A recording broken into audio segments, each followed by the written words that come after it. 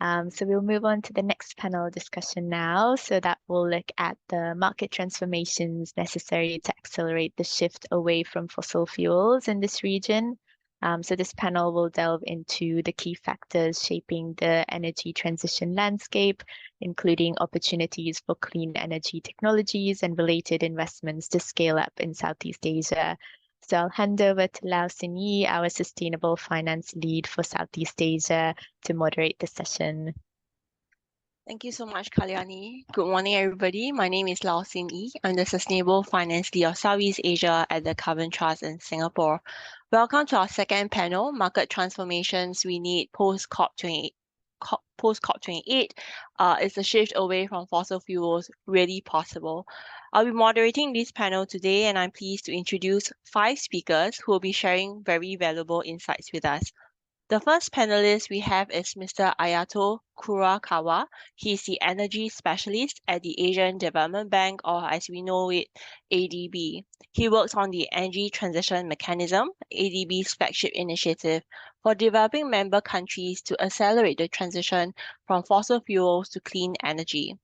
The next speaker is Ms. Tulika Raj. She is the co-founder and CEO of SunGreen H2, an award-winning venture-backed startup revolutionizing zero emissions.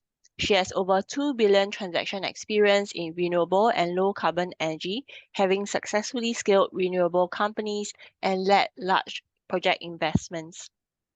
I'd like to welcome now the third speaker, Mr. Dennis Tan. He is the Executive Director of Energy Transition at Surbana Jurong.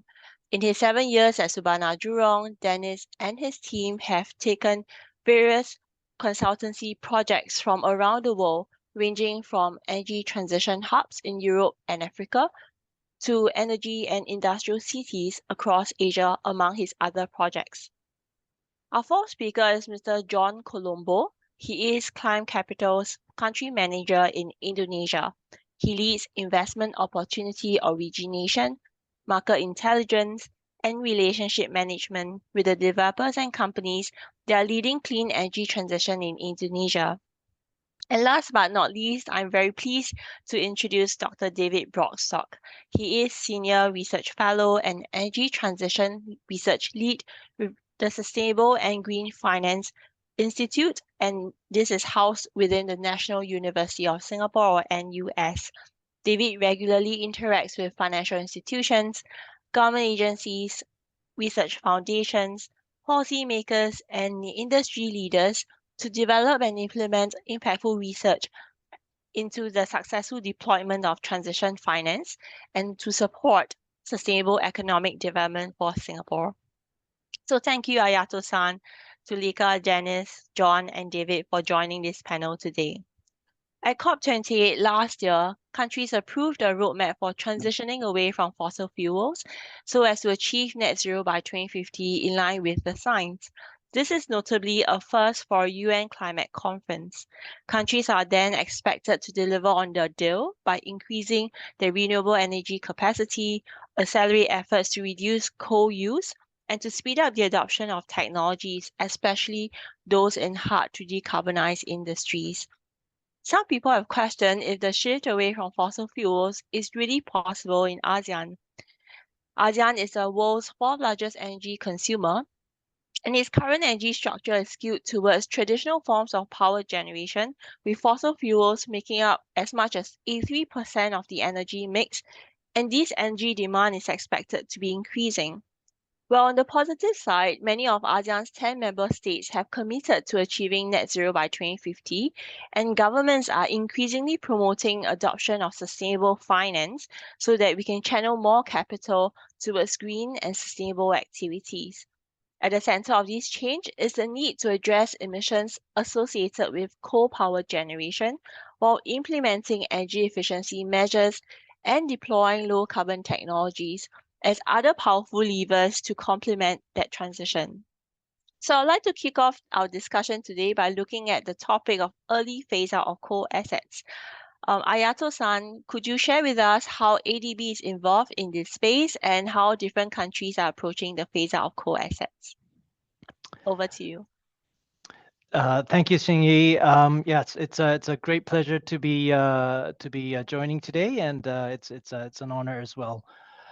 So at the Asian Development Bank, we launched the Energy Transition Mechanism, or ETM, in 2021 at COP26. And we did this together with the government of Indonesia and the Philippines. And in 2021, we launched a pre-feasibility study for Indonesia, Philippines, and Vietnam. So these are the three countries in Southeast Asia which has the high share of coal. And I also want to just mention and thank Carbon Trust, because Carbon Trust was one of the key contributors to this pre-feasibility studies, where we looked into the coal usage in these three countries. So, what exactly is ETM? And it's a program that ADB is leading that utilizes concessional and commercial capital from both the public side and also from the private sectors. And the prime focus is the objective is to incentivize the early retirement or the early repurposing of coal-fired power plants. We can also look into other fossil fuels, but for now I think the main focus is coal-fired power plants. And by retiring the coal-fired power plants early, we make space for clean energy, renewable energy to grow, and also make investments in grid. So we have like two wheels: the coal retirement side and the clean energy investment side. So that is essentially the ETM. And one of the key factors is concessional financing. So, we need, in order to incentivize, IPPs, independent power producers to retire early, we need to bring in concessional funds. And, as ADB, we are, grateful to the donors and also the philanthropies who have contributed, grants to our, trust funds to enable the ETM. That we started. So, I'll just, maybe I have more opportunities to elaborate a bit later, but just let me say that, we in Southeast Asia, we are very active in Indonesia. So this is where we started, and I guess like 80% of our, activities are still in Indonesia. We announced the transaction for the 660 megawatt Cirebon power plant in West Java. My colleagues are actually working very hard to trying to close this transaction this year. But then, other than that, we are also moving into new markets. So Philippines is the next one. We're trying to get 500 million in concessional financing from the climate investment funds. We've actually submitted in the investment plan last week. So, we hope to have good news by the end of the month. There are also, transaction level activities happening in Cambodia, possibly in Vietnam. And I know, the focus here today is Southeast Asia, but we're also looking into, ETM activities in Kazakhstan or India and also Pakistan. So yeah, maybe let me stop here. Thank you, Shi. Thank you so much, Ayato-san. That's really exciting, and I'm so glad to hear some of the progress that you have shared with us in your remarks. I think you made a really important point that we're not just really looking at shifting away from coal. We do need to look at how do we transition in a very systemic way to looking at renewables. I mean, in ASEAN, we do see a lot of opportunities to expand renewables. For example, wind and solar gaining a lot of momentum in the region. And I think beyond wind and solar, the question comes as to how do we then scale up other clean energy sources such as green hydrogen in this part of the world. So I don't know if Tulika, do you have any thoughts that you can share with us?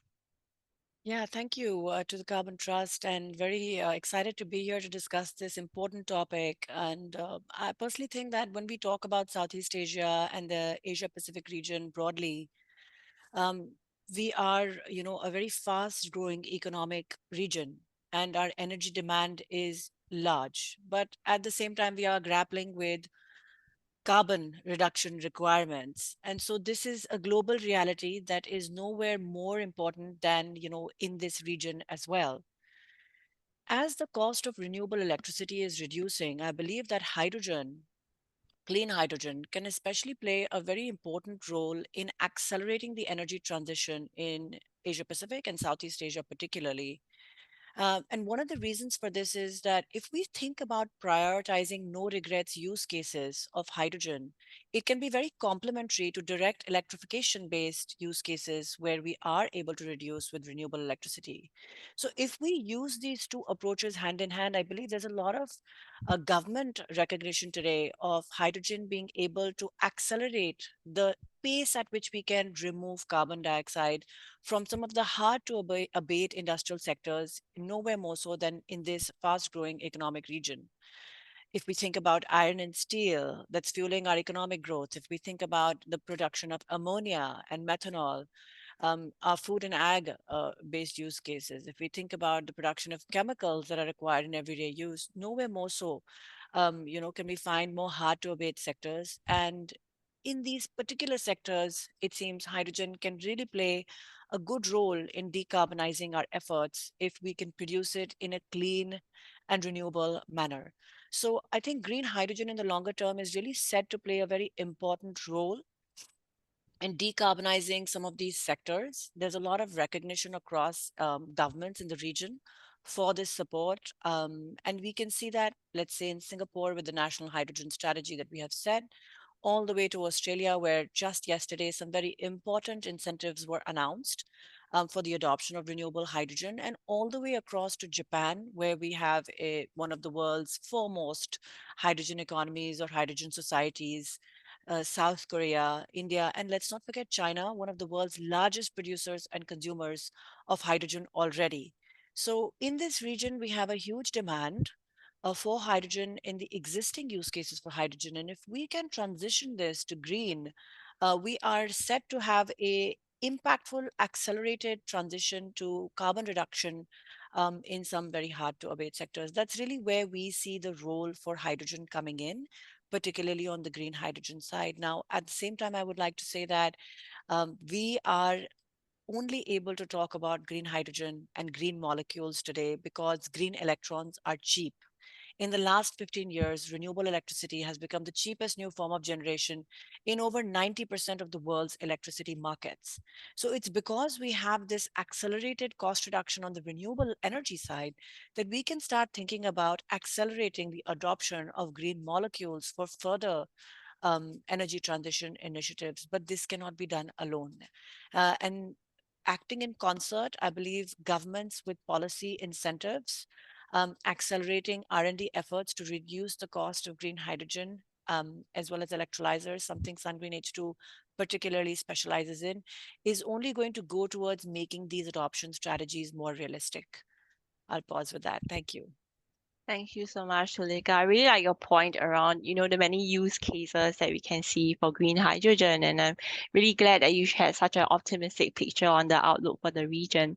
In fact, as we talk about Southeast Asia's future, people always associate economic growth with also trends such as higher industrial output. And I think the point here really is the fact that how do we also think about emissions in light of the economic growth in the region. If our region operates business as usual, what we are going to see is the higher emissions worsening the impacts of climate change. And perhaps at this point is also a good time to turn to Dennis and to see what his thoughts are in terms of looking at industrial supply chains emissions, how fast are we seeing decarbonization efforts being embedded, and what is the appetite for investing in new technologies? Over to you, Dennis. Dennis, I think you're on mute. A very good morning to everybody, and thank you for having me. I'll start first by talking a little bit about the projects that we are involved with. I belong to the global energy practice within Surbana Jurong. So in Southeast Asia, we are undertaking many projects. As a group, with global headcount numbering 16,500. We undertake 7,000 projects at any one time. So there's a lot to say.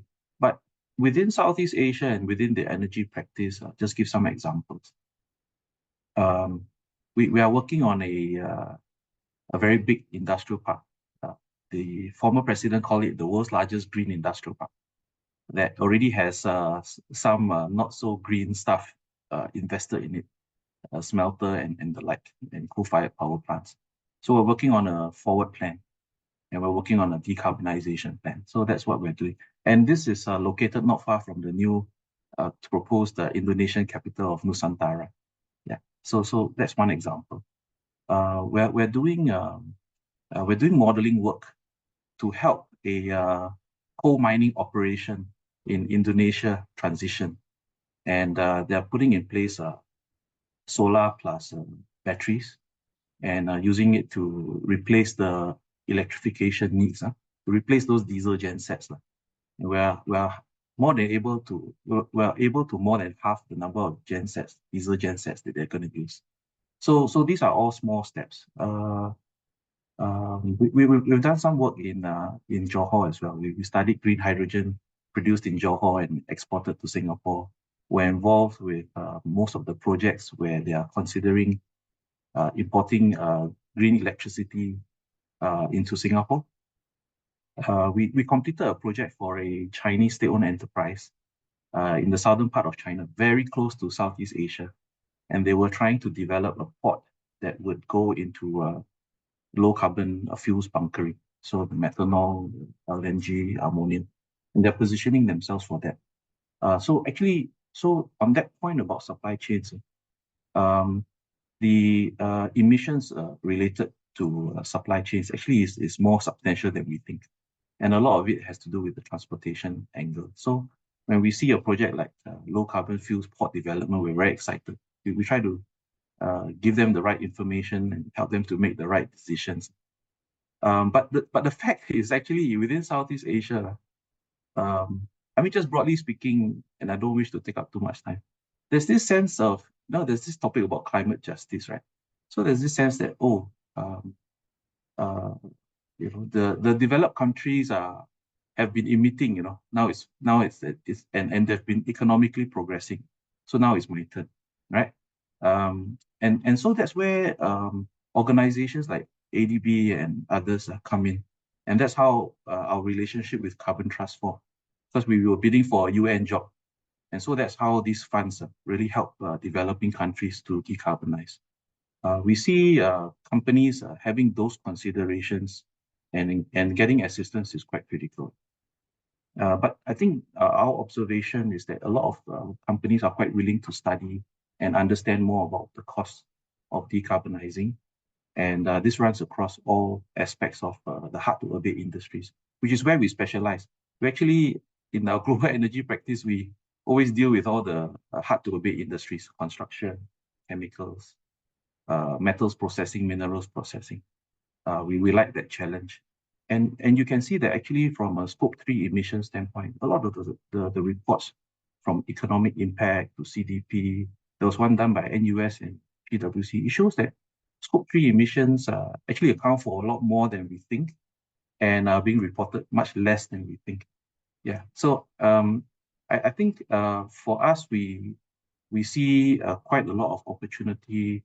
I echo what the previous person said. We are quite active in Malaysia, Indonesia, Singapore, and we've done some projects in Philippines with the Aboitiz group as well. So these are the places where a lot is happening, and we hope that we can play that role. Yeah, to help them understand more and then make certain decisions and plan for the longer term. Thanks.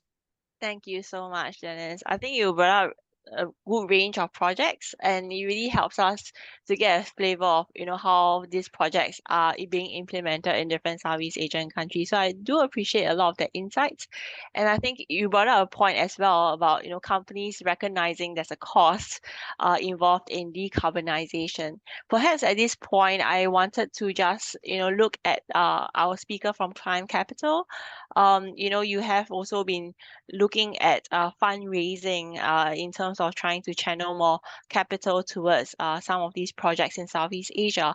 I think what comes to mind is the Southeast Asia Clean Energy Fund, or CCEF. I don't know if, John, would you be able to share a bit more details about the fund and what are some criteria that you use to evaluate the projects?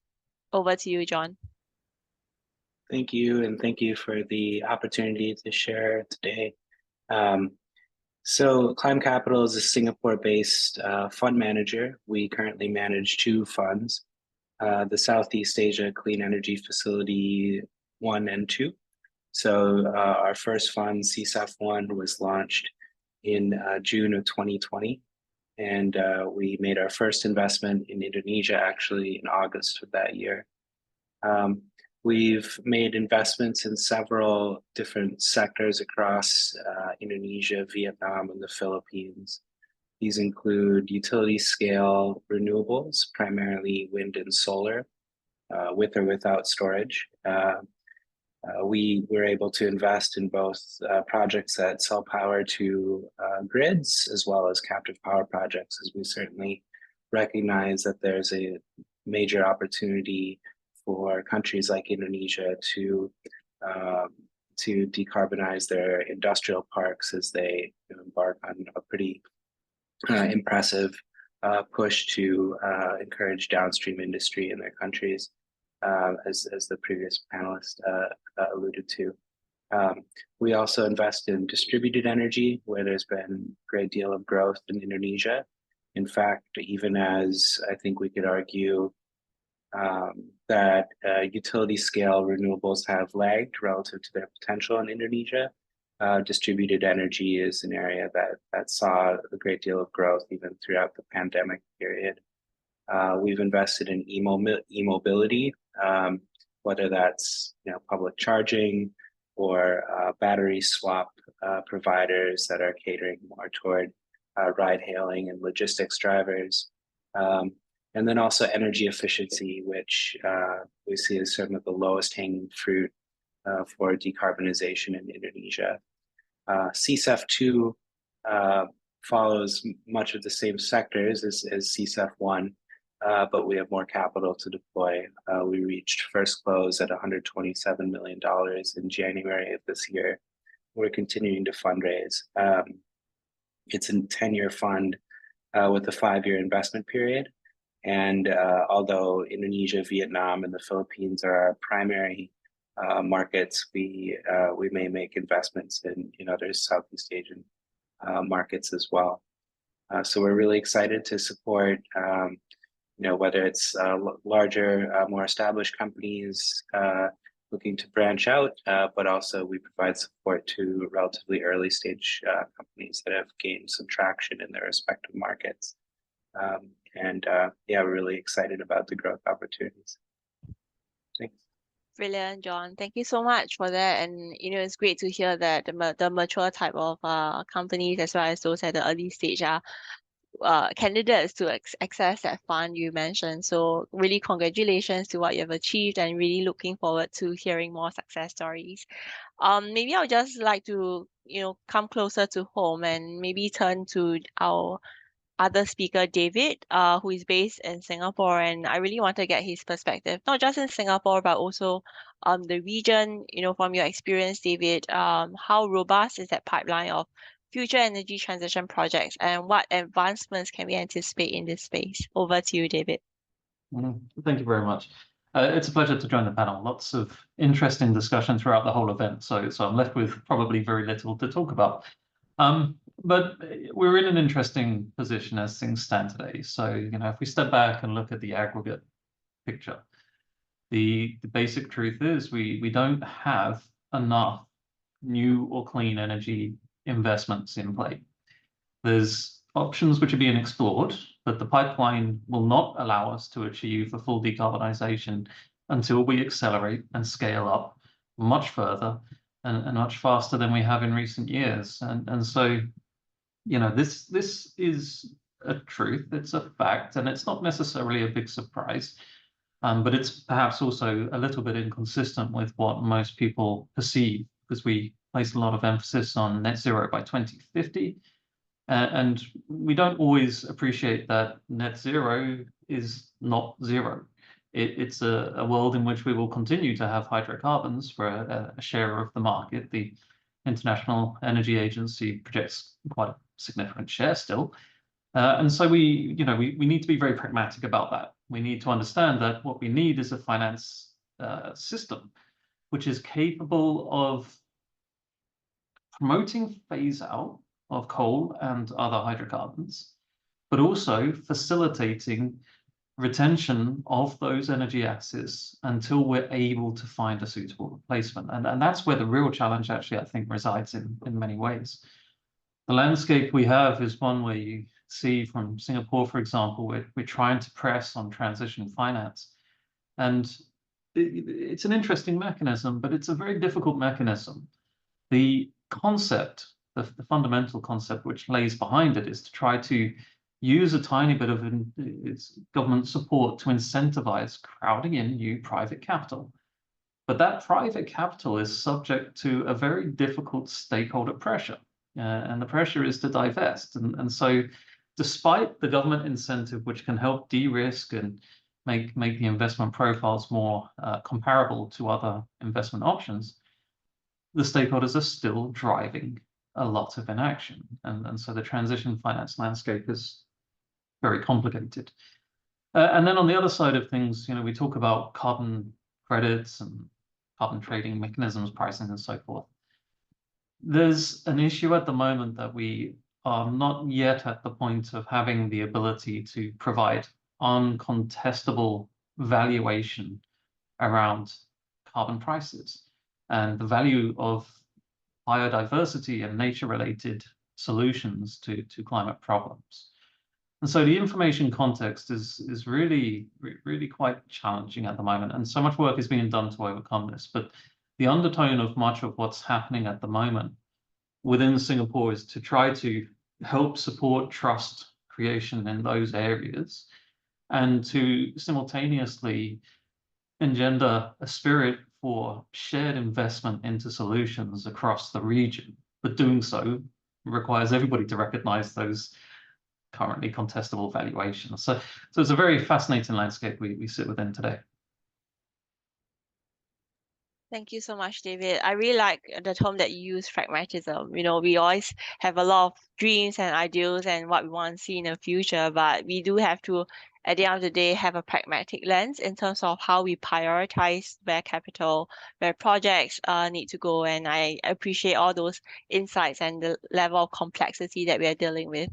I'll just perhaps look at the Q&A for now. I think there is a question around any white hydrogen, I believe that's called naturally occurring hydrogen sources identified in Asia. I'm not sure if Tulika, would you be happy to take that question?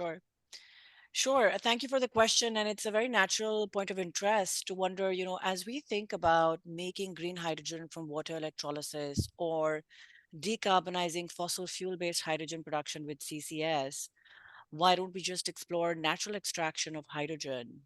So I think it's a very good question, and I'd like to address it. There are reports of finding large amounts of white hydrogen, but in some very specific, naturally occurring hydrogen, in some very specific geological conditions in very specific areas of the world. Within Asia Pacific, we can refer to some finds in Australia, but really the largest such example of white hydrogen extraction is in Mali, where there's been, natural hydrogen gushing out for decades.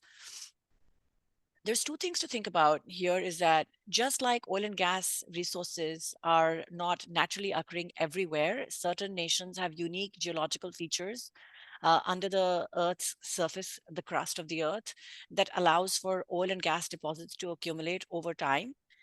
Similar will be the case with hydrogen as well. So it is very, very rare to find these kinds of deposits. We are still in the early stages of, let's call it, the exploration and production activity associated with this naturally occurring hydrogen. And again, you need a very specific set of unique geological conditions to come together before this can be discovered. So it's worth keeping in mind that as we think about maybe an instant overnight solution of miraculously finding lots of naturally occurring hydrogen. The pragmatic response here is that it will take huge amounts of development costs, extraction technology, handling technology before we are at any stage of producing reasonable amounts of naturally occurring hydrogen. So we must take any discovery or finds against this lens. Again, it's like working in the wild west of natural hydrogen production. A long way to go towards before we can get to mature production technology, and yet the resource is questionable. We don't have huge finds anywhere in the world to reference. So watch this space, but you'll have to watch it for decades before something meaningful or significant in terms of natural hydrogen can be developed in an economic manner, not just in Asia, but worldwide. Thank you. Brilliant. I have also another question from the chat.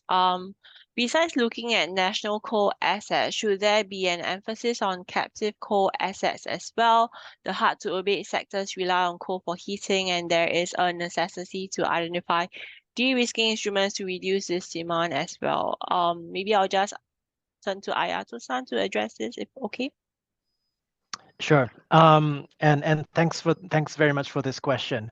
So, I didn't, elaborate too much on some of the challenges, related to early coal retirement, and captive coal is definitely one of them.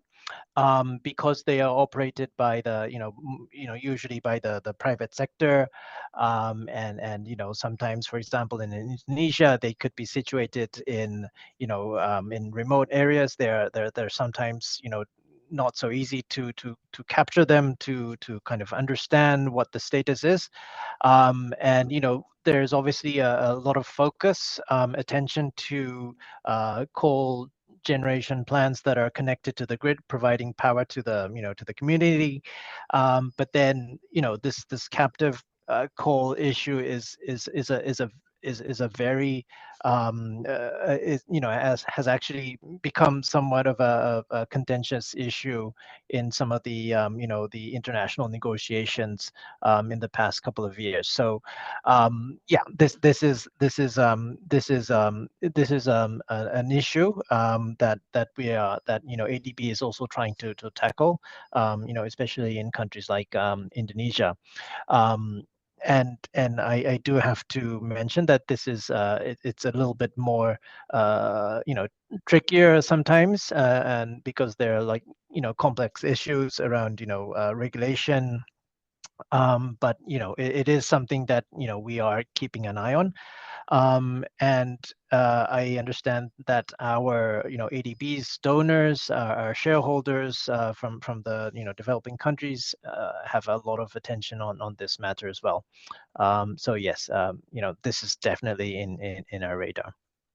Thanks. Thank you so much, Ayato-san. So we have 5 more minutes to the end of this panel. I thought I would just perhaps pose a question to all our 5 speakers.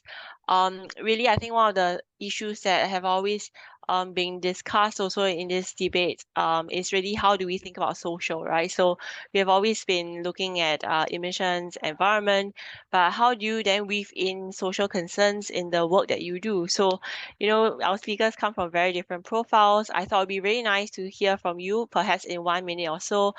How do you balance the environmental and social concerns in the work that you do? Maybe we can, go one round. Starting from ADB to Sun Green H2, Surbana, Jurong, Clime Capital, and finally SG Fin. All right, over to you, Ayato-san. Yeah, thank you. I'll try to keep it short. So, so when we are embarking on the ETM, one of the things we say there are 4 P's. And it's people, power, partnerships, and what was the other one? Policy. So so when we talk about energy transition, we always talk about the just energy transition, so that, no one is left behind. Energy transition is going to affect lots of people in the, not just the people working at the coal plants, the coal mines, but the communities around it. We need to, step up, reskilling educations. So we need to take like a holistic, whole economy type approach, and this is what we're doing. I'll stop here. Thank you. Thank you, Tulika. I think what I would like to really emphasize is that at SunGreen H2, as the tagline says, we are here to revolutionize zero emissions. And fundamentally, carbon dioxide emission removal is a very good and a very important focus, not just from the point of view of reaching net zero, because, what does that really mean in terms of the population in Southeast Asia? It actually means a better quality of life, the availability of better air emissions, lower respiratory disease, and a real impact on the overall health and development of the population as we increase economic growth. So our vision and our mission is very much to reduce the cost of green hydrogen so that it's widely available, easily accessible, affordable, and can go from industrial decarbonization in the various hard to abate sectors we spoke about, all the way to shipping, aviation, transportation, and power generation based use cases, ultimately at the end of the day, impacting the lives of the everyday man in Southeast Asia and woman, where we are looking at a better quality of life as a result of having a just energy transition into a clean energy future for future generations as well. So with that, over to the next speaker. Thank you. Thank you. And Dennis, please. As part of our work, we will always do a ESIA, so the Environment Social Impact Assessment at the front. So that's really ingrained in the process. But we're doing quite a lot of work in Sarawak. If you Google Surbana and Sarawak, you'll see a lot of stuff come up. And Sarawak is the largest state in Malaysia. It's a beautiful state. I went there last week, and this Sunday I'm flying there again. What we do is actually, when we look at even the early stage planning work, when we look at what we call industry positioning. So what industry should go into this development? We have to take into account the skill sets and the profile of the local communities. There's no point having super advanced manufacturing going in there and creating jobs for foreigners rather than locals. So really, that's the aspect of it that we look at. In addition to doing an ESIA, we have many colleagues who go through the jungles. They look at the peatland. They go to the mangroves. They go to the villages. And I've been to the villages before, and we really think very hard about, okay, so if there's massive industrial development here, foreign investment, a dollar comes in, and the jobs are created, but are these jobs suitable? And how is the value created locally? So if somebody says, I would like to invest several $100 million, and all my raw material is imported from, say, China, and all my products are exported to, say, China, then the question is, okay, what is it for the local communities, and how do you do upskilling, and how do you put in place certain mechanisms to ensure that there's local training? Because many companies and governments who engage us or partner us, they look at the Singapore model as well. So the Singapore model brings with it some lessons and good tricks and tips. So we try to embed that in the projects that we do as well. Thank you, Dennis, for that. And lastly, David, over to you. Sorry, I missed John. Sorry, John. John, then David. That's right. I'm Sure. sorry, John, I missed you. So we focus in our investments on sectors that are accelerating the clean energy transition. But of course, we don't just stop at what the company's main line of business is. And in addition to our the normal lines of due diligence that, of course, we conduct, technical, legal, we also screen on business integrity, ESG. We look at from a gender lens, how companies are placed in that regard. And we recognize that, the stage of companies that we're often investing in, companies that have traction, that are not pre-revenue, but are relatively early stage, oftentimes we find a great interest and willingness to improve in all of these areas, but a lack of understanding and a lack of resources at the stage at which we invest. But we have discussion with potential investees around the value of improving and kind of adhering to best practices, especially as they look to further fundraisers down the road.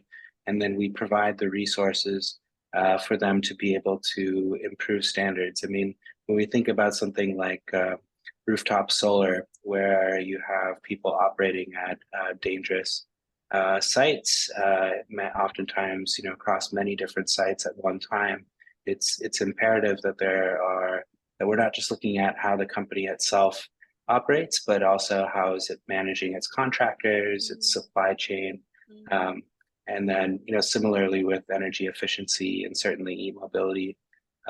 So we really integrate this not just into our due diligence, but then into our action plan with the investees, and putting in concrete targets for putting in place proper ESMS and improving their own internal policies. And across the board, we've seen that this has positioned them not only to be a more durable company, in terms of employee retention and occupational health and safety issues, but also it positions them better to raise follow-on financing. So, yeah.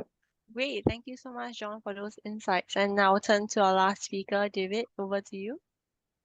Yes, thank you very much. Again, a complex question with many good answers, but I think an additional thought that we can have behind this, how to integrate social in addition to achieving the transition, perhaps is a large role for the governments to play within this.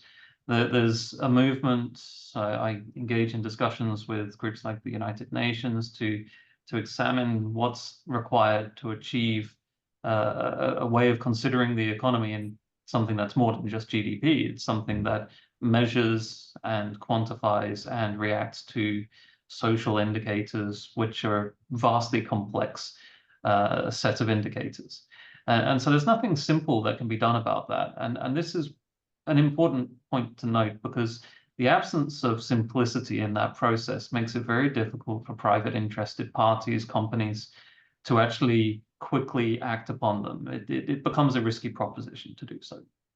And so there's an important role that the governments and regulators and policymakers need to play in enabling the environment which perhaps strong arms movement in the right direction in the near term, because part of the interesting feature of the dialogue we have at the moment is that each and every one of us is very, very aware of the need to do these things and the need to do them probably yesterday. Yet the frictions which exist in the world today cause us not to take the action that we know we need to take. But if we were there in 10 years, sort of instantly jumped ahead, we'd be in a very happy place. And so it's just, jumping over that hurdle, and government support is probably quite important in that context. Well, thank you so much, David. And I want to thank also the rest of our speakers, Tosan, Tulika, Dennis, and John, for all your insights and sharing how our region might be able to shift away from fossil fuels. That brings us to the end of our discussion today, and hope you have benefited from this. I'll hand the time back to Kalyani. Over to you. Thanks so much. And now, as we draw the discussions to a close, I'll do my best to just summarize the many valuable insights shared with us today. So it was evident on the first panel on the ISSB standards that ISSB stands out for its comprehensive coverage, providing familiarity and confidence to stakeholders, and its compatibility with other standards like GRI and TCFD facilitates integration. We heard from Singtel about their experience and the benefits of early adoption, how leveraging insights on their exposure to physical risks, for example, allowed them to develop mitigation measures and establish leadership in sustainability. However, challenges such as internal expertise and departmental alignment does persist, especially for early adopters. From Razor, they underscored the importance of TCFD in addressing critical risks associated with the energy transition. So by considering factors like potential cost increases for RECs and clean energy, companies could proactively hedge against future challenges. And then Celcom stressed the importance of stakeholders understanding these physical risks to effectively tackle climate-related challenges. Without that shared understanding of these risks, tangible actions cannot really be taken. So that alignment across stakeholders is really necessary for a company to navigate climate risks. And then in our second panel on market transformations required to shift away from fossil fuels, we heard from Sustainable and Green Finance Institute's call for a sustainable finance system that's really designed to support the phase out of coal while also supporting ongoing market operations. So while we are seeing governments come in to de-risk investments into low carbon options, there are still plenty of stakeholders driving inaction. So building that trust in low carbon solutions and fostering shared investments are really critical steps. We heard from Surbana Jurong on the importance of taking small yet significant steps like replacing diesel gensets with renewable energy in a coal mining project, for example, and not ignoring the importance of tackling climate justice by alleviating that cost burden that sits with developing countries.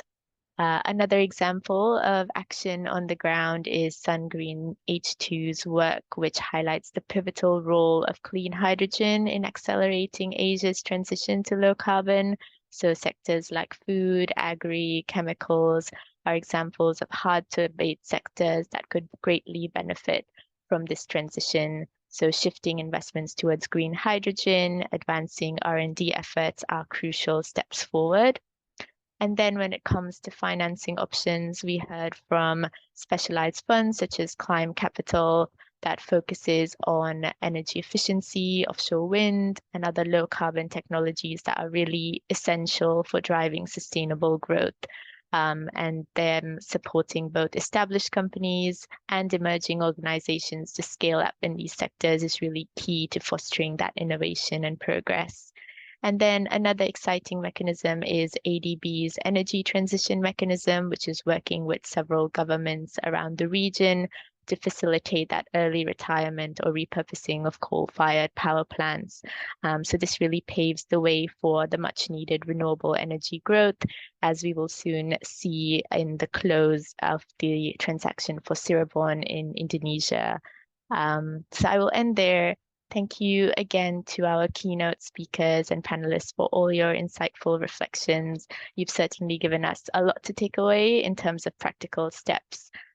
So thank you so much and wishing everyone a great day ahead.